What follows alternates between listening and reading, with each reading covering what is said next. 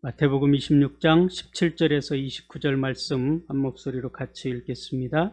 무교절의 첫날에 제자들이 예수께 나와서 이르되 유월절 음식 잡수실 것을 우리가 어디서 준비하기를 원하시나이까?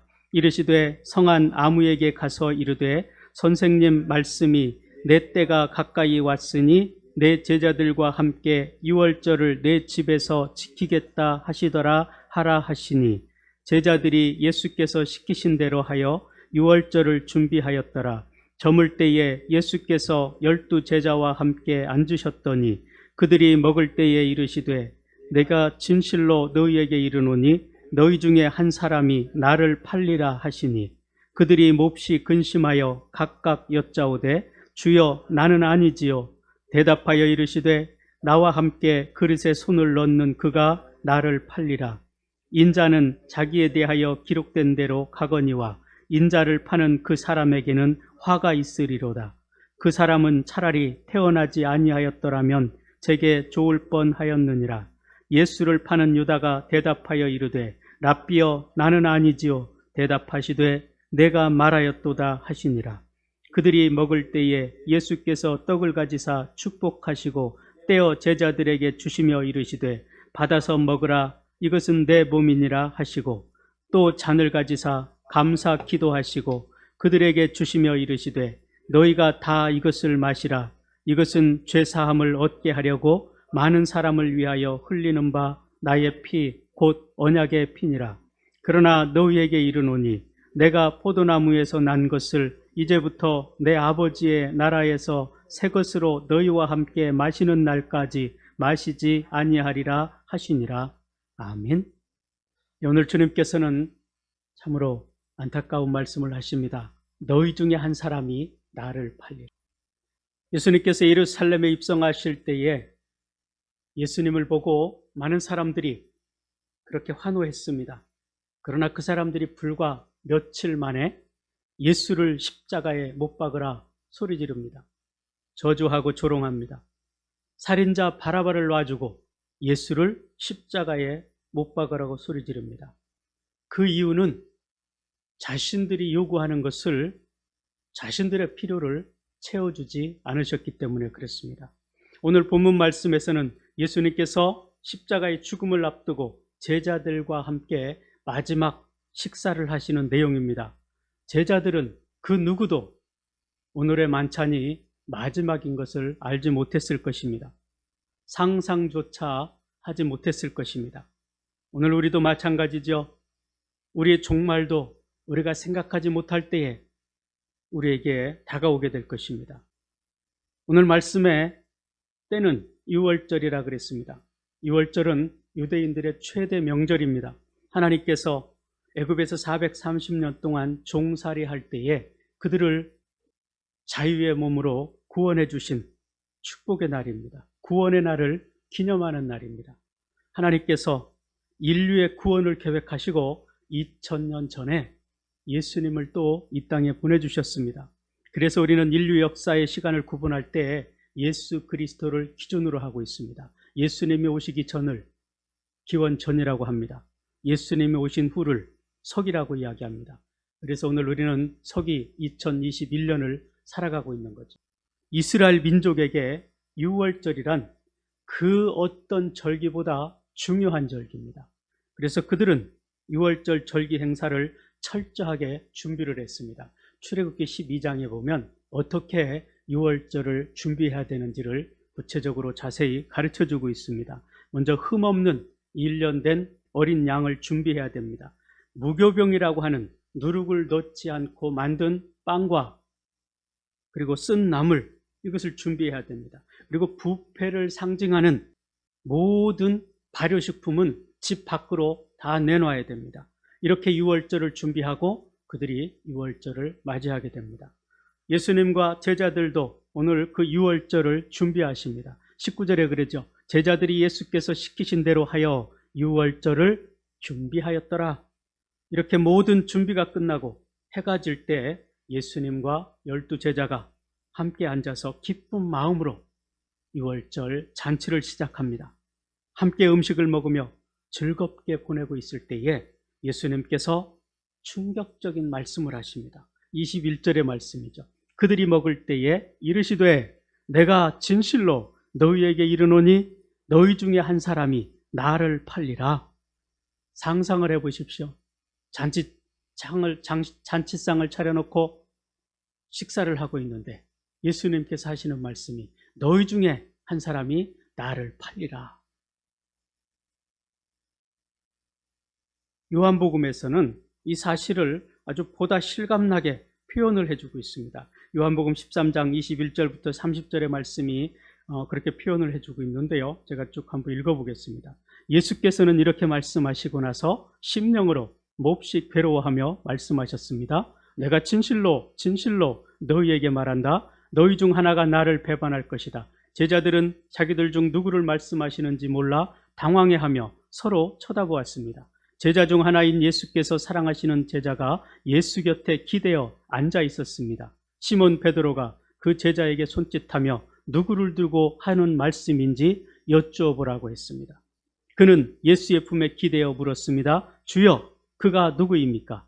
예수께서 대답하셨습니다. 내가 이 빵 한 조각을 적셔서 주는 사람이 바로 그 사람이다. 그리고 예수께서 빵 한 조각을 적셔서 시몬의 아들 가룟 유다에게 주셨습니다. 유다가 빵을 받자 사단이 그에게 들어갔습니다. 예수께서 가룟 유다에게 말씀하셨습니다. 내가 하려는 일을 어서 하여라. 그러나 자리를 함께한 사람들 중 아무도 예수께서 그에게 무슨 뜻으로 그런 말씀을 하시는지 아는 사람이 없었습니다. 어떤 사람들은 유다가 돈을 관리하고 있었기 때문에 예수께서 그에게 명절에 필요한 것을 사오라거나 가난한 사람들에게 뭔가 나눠주라고 말씀하신 것으로 생각했습니다. 유다는 빵 조각을 받은 후 밖으로 나가버렸습니다. 그때는 밤이었습니다. 이렇게 그 상황을 요한을 통해서 다른 각도로 보여주고 있습니다. 모두가 구원의 날을 기념하는 이 6월절을 기념하는 좋은 날에 예수님께서 찬물을 끼얹는 말씀을 하신 겁니다. 너희 중에 한 사람이 나를 팔리라. 모든 제자들에게는 충격 그 자체였습니다. 그래서 일제히 주님, 나는 아니지요. 그렇게 묻습니다. 그러나 베드로조차도 저는 절대로 그러지 않을 것입니다. 그렇게 말하는 자가 없었습니다. 베드로도 아마 전에 몇 번 예수님께 그렇게 말씀했다가 무안을 당한 적이 많이 있었기 때문에 그랬을지도 모르죠. 오늘 우리들도 이 물음에 자신 있게 대답할 수 있는지, 우리도 그렇게 자신 있게 말할 수가 없을 것입니다. 왜냐하면 그 어느 누구도 내일 일을 알 수가 없기 때문에 그렇습니다. 내 몸과 내 마음이지만 내 스스로 다스릴 수가 없어요. 내가 어떻게 제어할 수가 없습니다.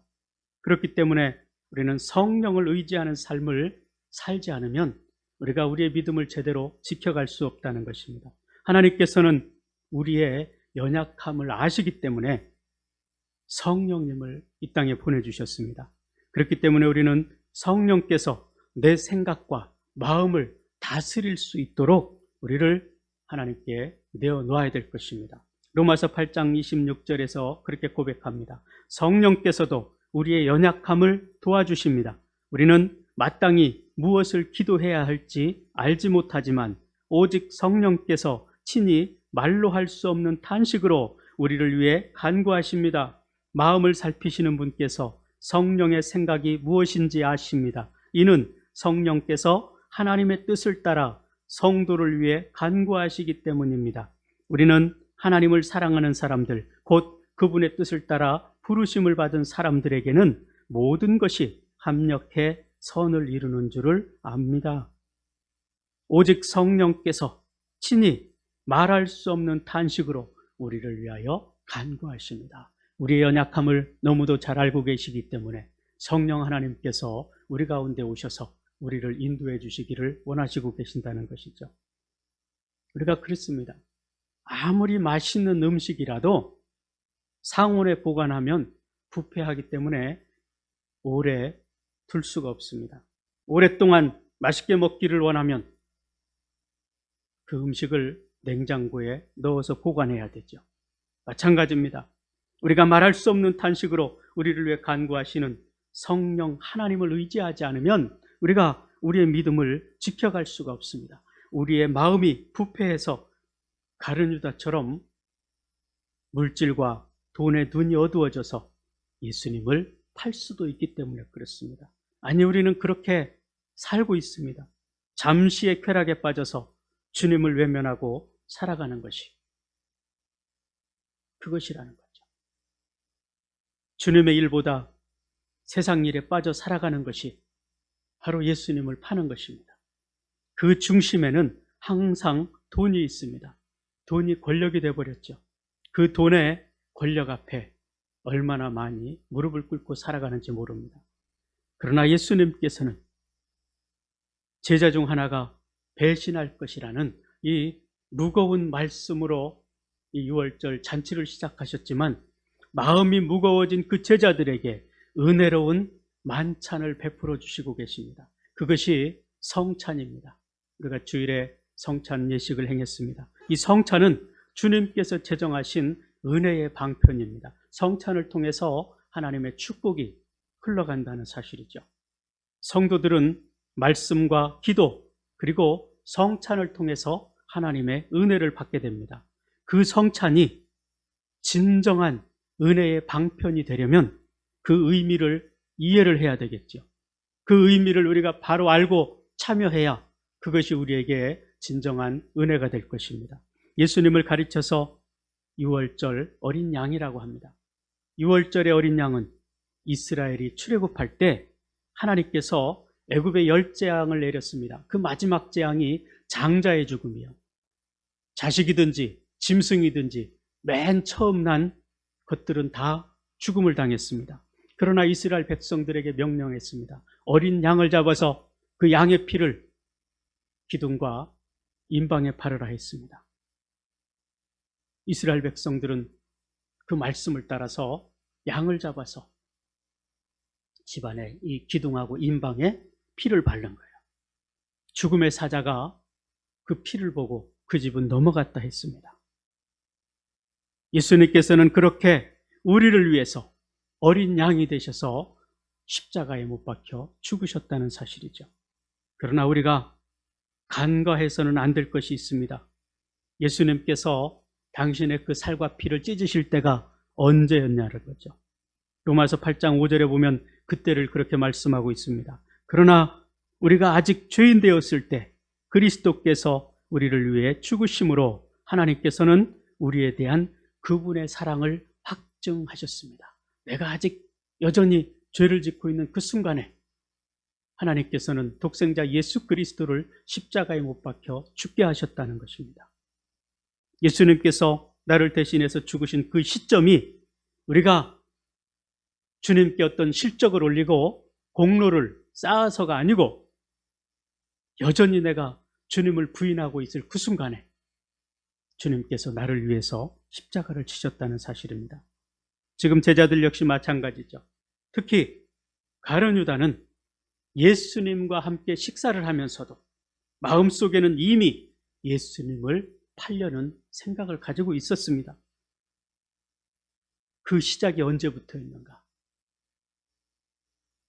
마리아가 예수님의 머리에 옥합을 깨뜨려서 향유를 부을 때라고 했습니다. 자기 생각에는 예수님께서 자신의 말에 동조해 줄 줄 알았습니다. 아니, 그 비싼 것을 왜 허비하느냐? 그것을 가난한 사람들에게 나누어주면 더 유익하지 않았겠는가? 이 가룟 유다가 평소에 생각했던 예수님이라면 그랬을 것입니다. 그런데 예수님께서 그 자신의 말에 동조해 주지 않습니다. 오히려 마리아를 칭찬합니다. 그리고 그 마리아가 행한 일이 복음이 전해지는 현장 속에서 함께 전해지기를 원했습니다. 그때부터 이 가룟 유다의 마음이 변했다는 거죠. 예수님께 실망한 겁니다. 자신이 생각하는 예수님의 모습이 아니었던 것이죠. 그래서 그때부터 그에게 섭섭한 마음이 생겼다는 겁니다.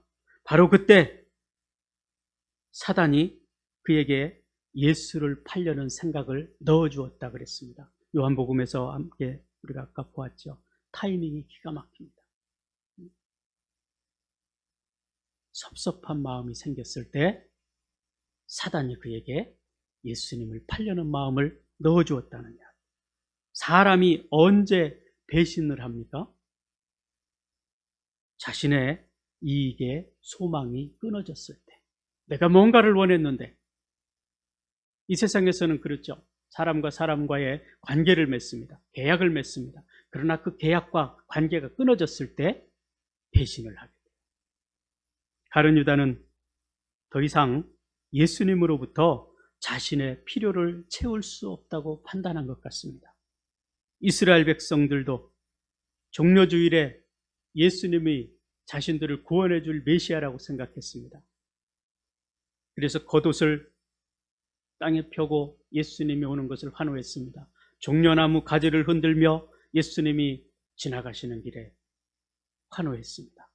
그러나 불과 며칠이 지나지 않아서 예수를 십자가에 못 박으라고 그렇게 소리 지릅니다. 자신들의 필요를 채워주실 분으로 알았는데 전혀 도움이 되지 않는 말과 행동을 하셨기 때문에 그랬습니다. 사람들은 언제든지 대가를 기대하고 하나님을 대하고 사람을 대합니다. 그러나 진정한 신앙은 대가를 기대하지 않고 순종으로 헌신으로 나아가는 것이라는 거죠. 가룟 유다는 이미 제사장들과 은 30에 팔기로 흥정을 마친 상태입니다. 그리고 지금 마지막 만찬에 참여한 것이죠. 그러나 주님께서는 그것도 아시고 그와 함께 식사를 하시는 겁니다. 여러분이 주님이었다면 그 제자 유다와 함께 식사를 할 수 있겠습니까?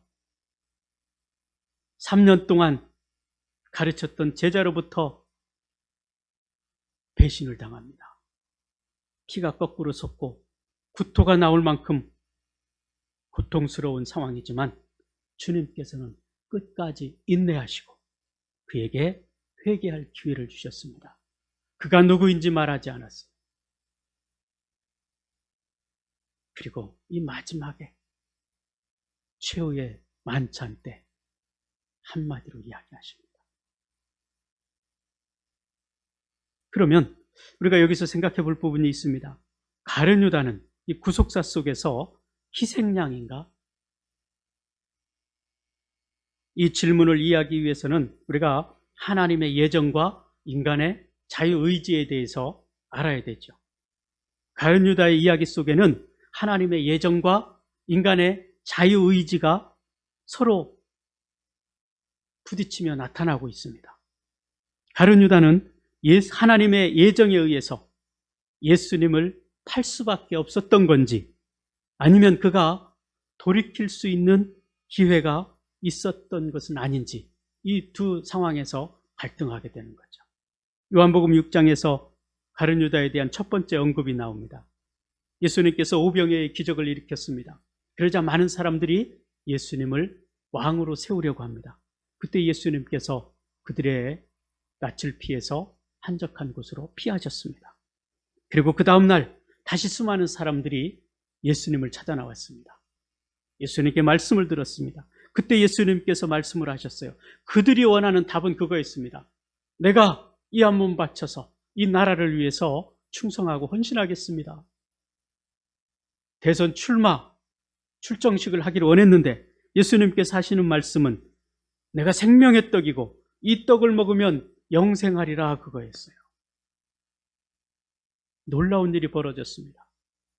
오병이어의 기적을 경험했던 그 사람들이 예수님께서 당신이 생명의 떡이고 그 생명의 떡을 먹으면 영생할 것이라고 말씀하시자 거기 있는 많은 사람들이 수천 명이 되는 사람들이 예수님을 다 떠나버렸습니다. 그리고 거기에 12명 제자들만 남았다 그랬어요. 그때 예수님께서 요한복음 6장 67절에 보면 제자들에게 이렇게 묻습니다. 너희도 가려느냐?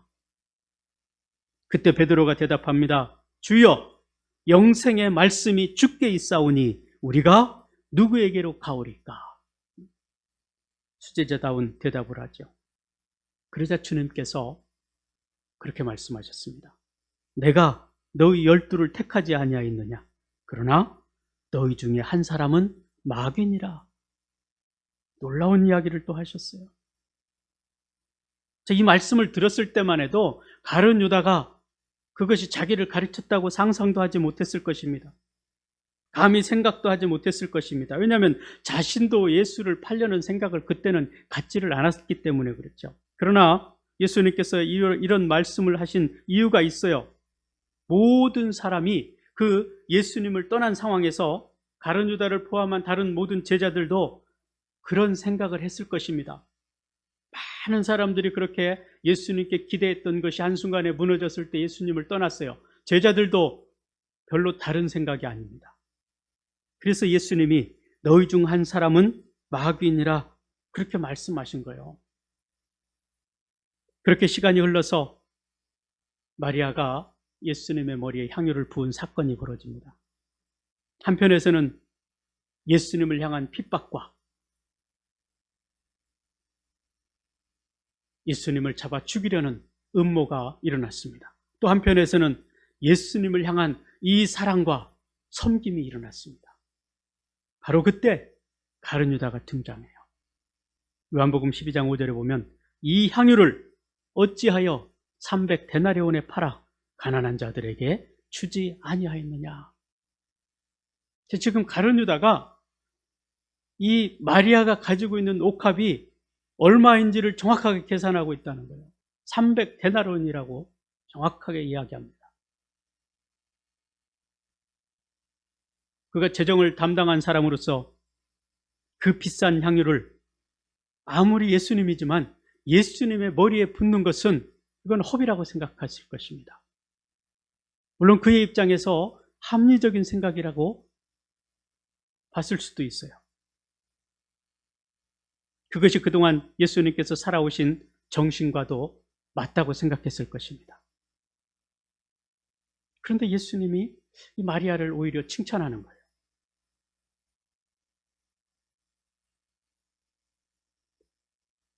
요한복음 13장 2절에서는 가룟 유다의 마음이 거기서 변화가 일어난 것을 알려주고 있습니다. 마귀가 벌써 시몬의 아들 가룟 유다의 마음에 예수를 팔려는 생각을 넣었더라. 마가복음 14장 10절 11절에서는 그렇게 말합니다. 사단이 유다에게 그 마음을 주게 된 동기를 이야기해 주는데요. 12 중에 하나인 가룟 유다가 예수를 넘겨주려고 대제사장들에게 가매 그들이 듣고 기뻐하여 돈을 주기로 약속하니 유다가 예수를 어떻게 넘겨줄까 하고 그 기회를 찾더라. 그 와중에 지금 이 시몬의 집에서 잔치가 벌어진 겁니다. 마리아가 옥합을 깨뜨려서 예수님의 머리와 발에 그 향유를 부은 것입니다. 그것을 보고 지금 그 마음을 가지고 있는 가룟 유다가 마음이 상한 거예요. 그 상한 마음에 사단이 예수를 팔려는 생각을 넣었더라 그랬습니다. 요한복음에서 가룟 유다에 관한 말씀을 할 때 항상 이 마귀와 연관을 시키고 있는 것을 보게 됩니다. 그 대표적인 말씀이 그거예요. 마귀가 가룟 유다의 마음에 예수를 팔려는 생각을 넣었더라. 그러면 이 문제는 가룟 유다의 잘못인가 아니면 마귀의 책임인가 하는 거죠. 그 비밀을 오늘 본문에서 풀어주십니다. 주님께서 저녁을 잡수시던 자리에서 허리에 수건을 차시고 제자들의 발을 닦아주셨습니다. 물론 가룟 유다의 발도 닦아주셨습니다. 가룟 유다는 이미 예수님을 은 30에 팔려고 제사장들과 협의가 끝난 상태입니다. 그 마음을 가지고 이 잔치에 참여한 거예요. 근데 예수님께서 그의 발을 씻어주십니다. 발을 씻어준다는 것은 중동 지방은 이제 더운 나라이기 때문에 샌들을 신고 다녀요. 그래서 주인이 밖에 나갔다 돌아오면 종들이 그 발을 씻어주는 겁니다. 예수님께서 제자들의 발을 그렇게 당신이 직접 닦아주신 거예요. 자, 예수님이 자신을 팔려고 하는 이 가룟 유다의 발을 씻어주시면서 어떤 마음이었을까? 가룟 유다는 예수님을 팔려고 하는 마음을 가지고 있으면서 그 발을 씻김 받는 그 상황, 그때 어떤 마음이었을까 하는 거예요. 그때 예수님께서 이런 말씀을 하셨습니다. 그 유다의 마음에 결정적으로 쐐기를 박아버렸습니다. 너희가 깨끗하나 다는 아니라 너희 중 하나가 나를 팔리라. 내가 떡 한 조각을 적셔주는 자가 그이니라. 그리고 그 떡을 가룟 유다에게 건너줬습니다. 이게 무슨 의미일까요? 그때 정황을 요한복음 13장 27절에서 그렇게 기록하고 있습니다. 조각을 받은 후 곧 사단이 그 속에 들어간지라. 예수님께서 왜 이렇게 가룟 유다를 지목하셨을까? 예수님이 원인을 제공한 것은 아닌가? 가룟 유다가 예수님을 팔 수 있도록 예수님이 원인을 제공한 것이 아닌가 하는 거죠. 예수님께서 가룟 유다를 대하는 것, 우리가 이 말씀들을 보면 이 유다의 마음을 섭섭하기에 하기에 충분했습니다. 내가 떡 조각을 적셔서 주는 자가 나를 팔리라. 그리고 그 조각을 유다에게 건네주시는 순간, 유다는 그동안 예수님께 가졌던 편견과 상처가 미움과 원망이 되어버렸을 겁니다. 성경은 이런 그의 모습에 대해서 한마디로 정의를 내린 거예요. 사단이 그에게 들어갔다. 요한복음 13장 30절에 보면 가룟 유다의 이 같은 비극적인 모습을 그렇게 묘사했습니다.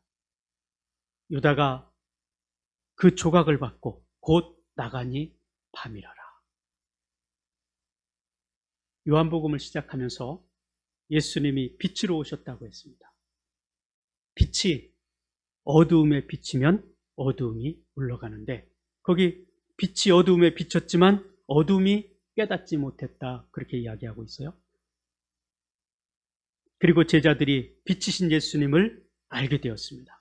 그 빛을 받아들이게 되었습니다. 물론 그 중에 가룟 유다도 함께 있었습니다. 그들은 빛이신 주님과 함께였습니다. 그런데 이제 가룟 유다는 예수님이 주시는 떡 한 조각을 받고 밖으로 나갔습니다. 바로 그때가 밤이었다라는 거예요. 요한은 그렇게 표현했습니다. 이제 가룟 유다는 빛을 떠나서 어두움으로 들어간 거예요. 어두움에 자신의 몸을 맡겼습니다. 그 말씀을 그가 나가니라 그랬어요. 예수님이 떡 한 조각을 주자 그 떡 조각을 받아들고 그가 뭐를 해야 될까요? 회개했어야 될 것입니다. 주님, 죄송합니다. 나를 용서해 주십시오. 내가 주님을 팔 생각을 했습니다. 회개해야 되는데 그 떡 조각을 받아들고 주님이 주신 그 떡 조각은 회개하라고 주신 떡이었을 것입니다. 그것을 받아들고 밖으로 나갔다 그랬습니다. 어두움으로 나갔다는 말. 그런데 여기에서 그가 나가니라, 이 단어가 능동태로 되어 있습니다. 누구에 의해서가 아니라 자기 스스로 나갔다는 이야기예요. 유다가 스스로 나가기를 선택했다고 성경이 말해주고 있는 것입니다. 그리고 가룟 유다가 떠난 후에 예수님께서는 또 베드로에게 독설을 퍼붓습니다. 예수께서 대답하시되 내가 나를 위하여 내 목숨을 버리겠느냐? 내가 진실로 내게 이르노니 닭 울기 전에 내가 나를 3번 부인하리라. 마태복음 16장에도 예수님께서 고난을 당하시고 죽은 뒤에 사흘 만에 살아날 것을 말씀하셨습니다. 그때 베드로가 주님을 가로막으면서 말하죠. 주님, 절대로 그런 일이 일어나서는 안 됩니다. 내가 그 일이 일어나지 못하도록 주님을 지키겠습니다. 얼마나 멋집니까? 예수님이 위험을 당하지 않도록 지켜주겠다고 베드로가 말한 겁니다. 그때 예수님께서 뭐라고 말씀하십니까? 마태복음 16장 23절에 보니까 사탄아, 내 뒤로 물러가라 그랬어요. 지금 여기 마리아를 향해서 가룟 유다가 이것을 300데나리온에 팔아서 가난한 자를 나눠줬으면 좋았을 텐데 그렇게 말했을 때 가룟 유다는 예수님으로부터 칭찬을 받기를 원했을지도 모릅니다. 그러나 그때 예수님께서 칭찬하지 않았어요. 오히려 마리아의 행한 일을 칭찬했습니다. 그때 이 가룟 유다는 많은 사람들이 있는 곳에서 무한을 당하죠. 이렇게 베드로 역시 마찬가지예요. 예수님께 무한을 당했을 겁니다. 자신 있게 호기롭게 말을 했는데 내가 예수님을 지키겠습니다 했는데 사단아 뒤로 물러가라 말한 거죠. 당시 예수님께서는 사단이라는 단어까지 쓰면서 베드로를 강력하게 꾸짖으셨습니다. 그 중에 유다는 예수님을 팔아넘겼고 가룟 유다는 그렇게 주님을 팔았지만 또 베드로도 예수님을 3번 부인했습니다. 그러나 그 결과는 유다는 배신자가 되었고 베드로는 수제자가 되었다는 이야기. 지금 강도가 비슷합니다. 예수님께서 베드로를 꾸짖으신 거나 가룟 유다를 꾸짖으신 거, 오히려 베드로를 더 심각하게 꾸짖으셨어요. 사단아 내 뒤로 물러가라 그랬어요. 그러나 그 결과는 달라졌어요. 우리는 예수님께서 유다에게 빵 조각을 건네셨기 때문에 사단이 그 속에 들어간 것이라고 생각할 수도 있을 것입니다. 그러나 성경은 이미 그 속에 예수님을 팔려는 마음이 있었다고 보는 것입니다. 이미 예수님을 배신한 마음이 그 안에 가득 차 있는 거예요. 그런데 그 마음을 예수님께 들키고 만 것이죠. 그때 가룟 유다가 취할 태도는 회개하고 용서를 구하는 것이었지만 그러나 그는 그걸 선택하지 않았습니다. 어두움으로 나아갔다 그랬습니다. 그는 자유의지에 의해서 어둠 속으로 사라진 것이죠. 예수님께서 다 알고 계셨지만 끝까지 당신을 팔 자가 누구라고 구체적으로 말하지 않아요. 마지막에 가서 최후의 만찬 때 오직 한 차례 유다가 예수님을 팔기로 작정한 다음에 예수님은 그에게 떡을 주시며 회개하기를 요구한 것이죠. 그러나 가룟 유다는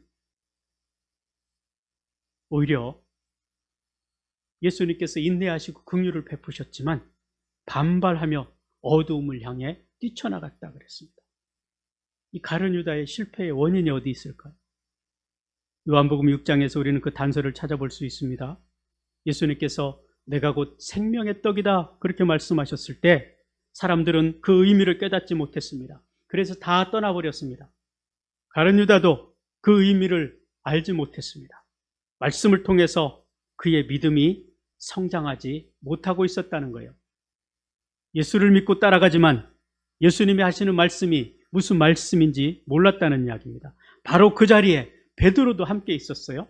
그러나 베드로가 뭐라고 말합니까? 주여 영생의 말씀이 주께 있사오니 우리가 누구에게로 가오리까?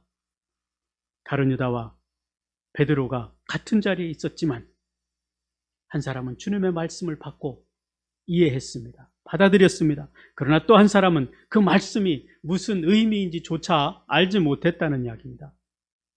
그 마지막 만찬 자리에서 예수님께서 제자들과 함께 식사하실 때 가룟 유다도 거기 있었습니다. 예수님이 제자들의 발을 씻겨주셨고 여전히 그들을 사랑하시는 모습을 보여주셨습니다. 그리고 떡과 포도주를 나누시며 생명의 떡을 가룟 유다에게 전해주셨습니다. 가룟 유다도 성찬식에 함께 참여했습니다. 예수님께서는 성찬을 나누며 가룟 유다에게도 내가 그라 말씀합니다. 그러면 이 말씀이 어떤 의미가 있겠습니까? 그가 생명의 떡이신 예수님을 온전히 알았다면 그 떡을 먹고 그 잔을 마시고 깨우쳤을 것입니다. 그러나 그는 그렇지 못했습니다. 그럴 수가 없었죠. 말씀이 그 안에 없었기 때문에 그렇습니다.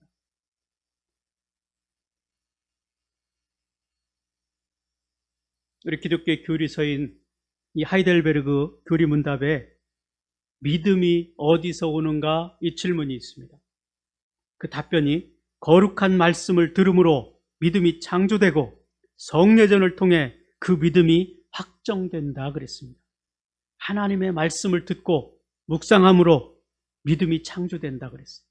그리고 이것을 성례전을 통해 성찬을 통해 확증된다는 겁니다. 성찬이 무엇입니까? 예수님의 살과 피를 기념하는 거예요.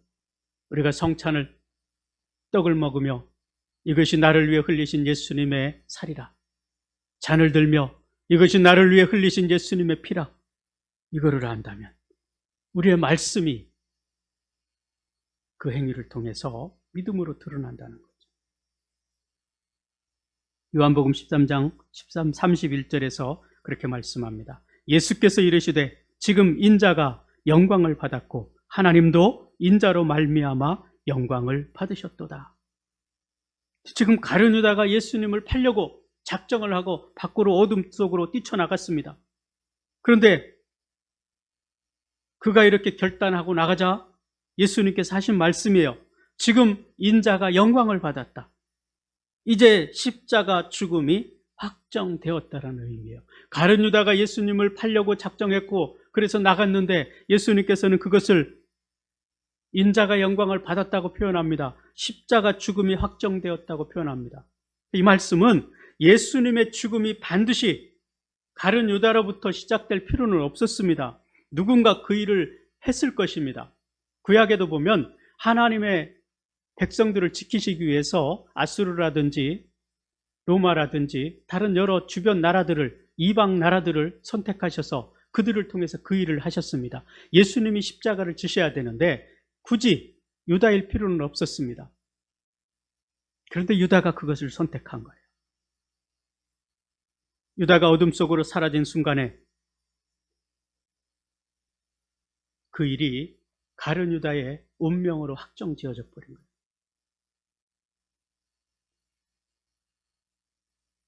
오늘 우리도 얼마든지 그 내 자유의지에 따라서 그렇게 사단 짓을 할 수 있다는 겁니다. 내가 신앙생활을 오래 했다 할지라도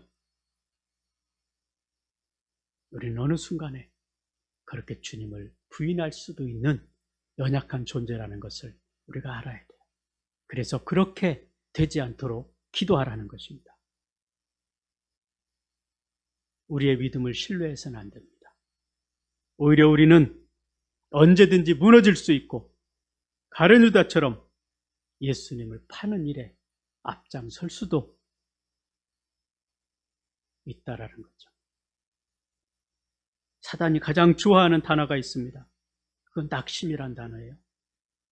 믿었던 사람이나 일 때문에 문제가 생기면 찾아오는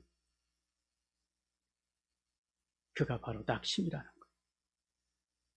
그러면 기다렸다는 듯이 사단도 그 낙심과 함께 우리의 마음에 들어와 버린다는 겁니다.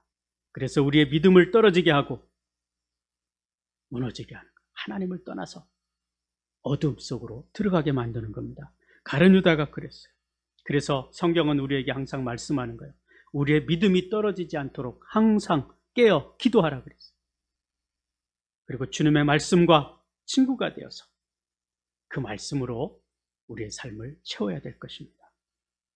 가룟 유다의 이름은 언제든지 우리의 다른 이름이 될 수도 있어요. 우리는 이것을 늘 기억하고 살아야 될 것입니다.